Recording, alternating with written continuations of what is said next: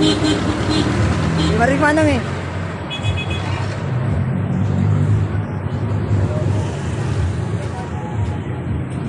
Yan po si Manong sa GMA po yan.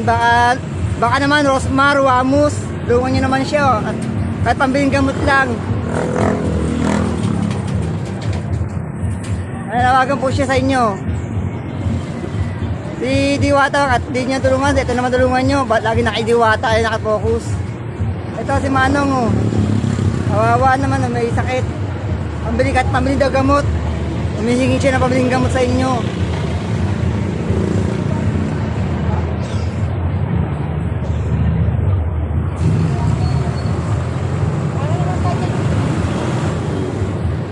Manawagan kayo nung tax nyo. Manawagan kayo kay Wamus at kay Rosmar.